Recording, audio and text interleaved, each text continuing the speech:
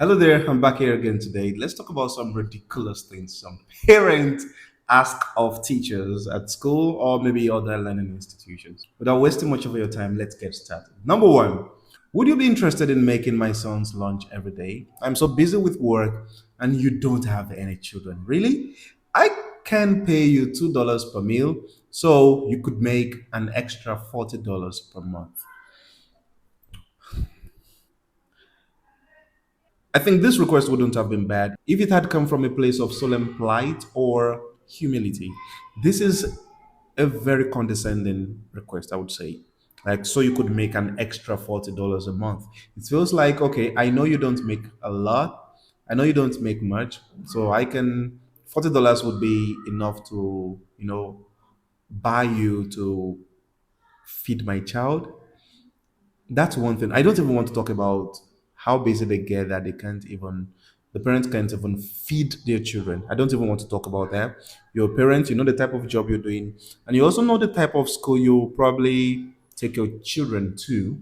But the concept of you trying to offer a teacher to pay them $2 per meal, I think it's ridiculous. I think it's not responsible enough as a parent to give that responsibility to a teacher. If you want your children fed, take them to a school that gives them lunch or offers them lunch. You're working, right? So why not just take them to a school that gives them lunch and maybe you pay a slightly more expensive school fee.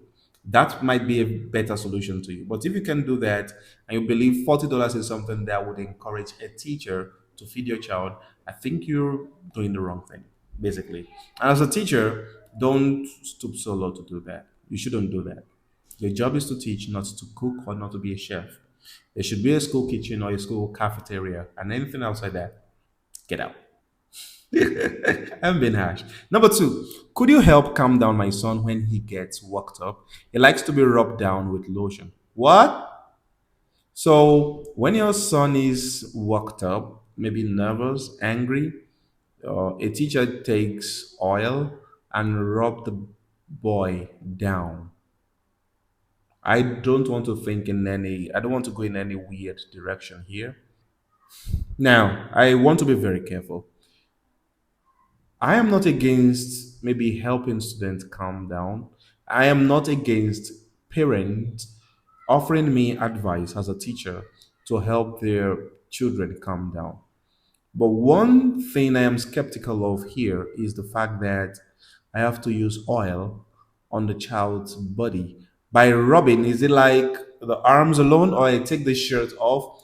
Whichever way, I think it's a no no as a teacher. It's weird, to take lotion or to rub the child down with lotion. For some reasons, for all the reasons, it's weird.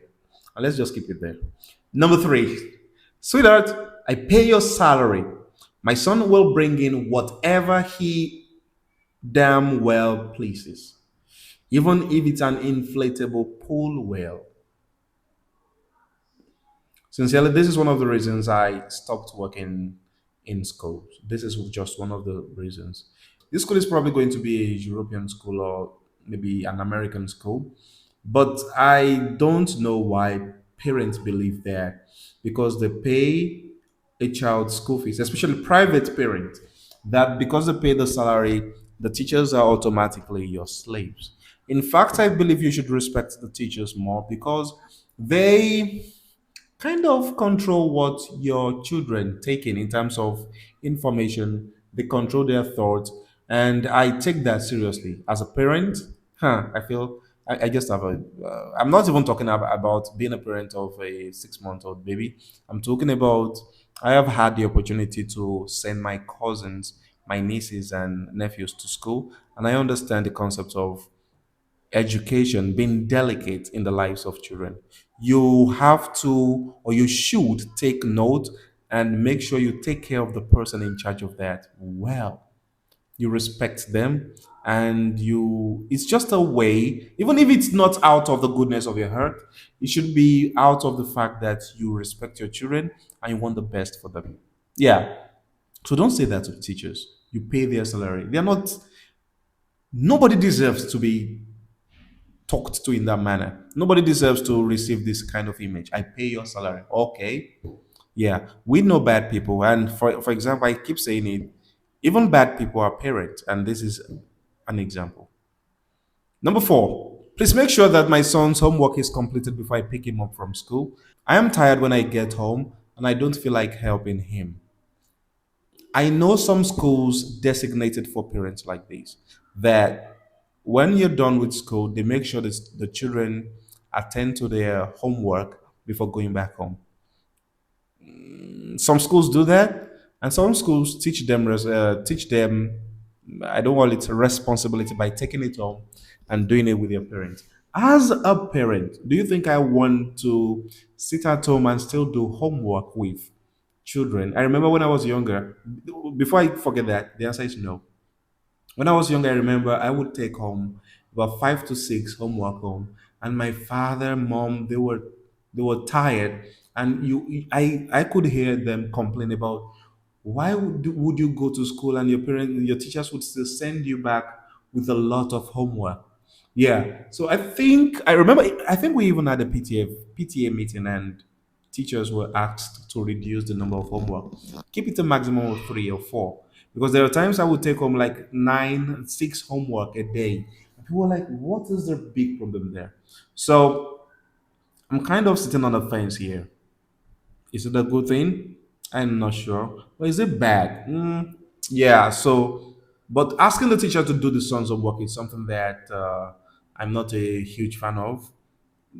If the teacher is not in charge, but if the school designates the teacher to do that, well, maybe it's part of your job requirement. You must have signed the document before getting your job. So off you go as a teacher.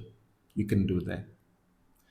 Number five, which is the last one, you cannot penalize my son for plagiarizing on a science fair project because I did that part, so it's my fault. I think if you cheat right now, you will help your children to cheat. That's my summary. If you are the kind of person that cheats as a parent or as an individual now, when you grow up, you will not hesitate to help your children to cheat. And that is exactly what is happening now. Because I don't see the audacity any parent has to send a child back to school telling the teacher not to punish the child because they've cheated or they've copied something directly from the internet or something. That is 100% brave as a parent, and it shows that they've already made cheating the norm, or they've made cheating a norm in the house. That okay, it's nothing crazy. Plagiarizing is something people get rusticated for in standard organization. Plagiarizing is something that it's totally frowned upon. Now you're telling the teacher, please don't penalize them. I did a plagiarism, not my child. So probably you fail me. No, it doesn't work that way.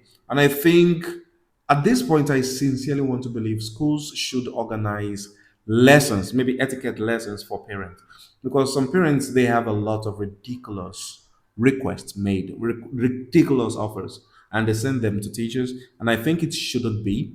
And these should be a way for schools to teach parents their responsibilities. I am a teacher and I will also be a parent soon. And sincerely, I want parents to know the do's and don'ts of the schools. Let them understand their roles and everything they do and stop sending requests like this. So, this is where I stop today. Let me know what you think in the comment section and goodbye.